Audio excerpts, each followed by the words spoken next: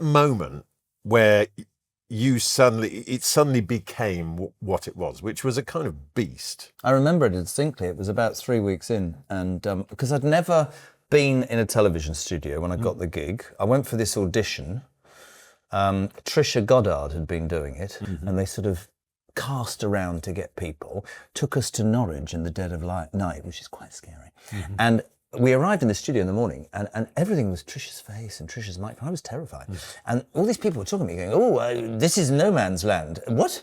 Between the audience and the stage? I'm going to get blown up.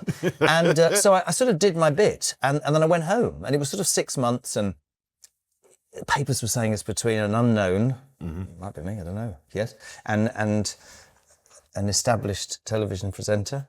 No. I'm not going to give that name because it'll... No. And, go on. Who was it? It's history now. Lesserfeld. And then I got this show. I had absolutely no idea. Yes. The only reason I sat on the step, which became synonymous with the Jeremy Coach, was because I couldn't hear anything from the audience. And so 3 weeks in, this journalist went, I think it's so empathetic. And because nobody had told me what to say, I went, well, I couldn't hear anything in the bleeding audience. We were talking. So we started this, and about 3 weeks in, it was all going, I didn't even know if it was going okay, because I didn't know what the hell I was doing. And this woman came on, and she said, I love your honesty. And I went, great, thanks. And she said, she explained a story. I wouldn't be rude if I don't know what it was about. And I said, do you want me to be honest or do you want me to lie? And in my ear, the editor went, oh God, you're stuffed. And I just told her what I thought. Yeah. And she went, and the audience went back. Yeah. Excuse my French.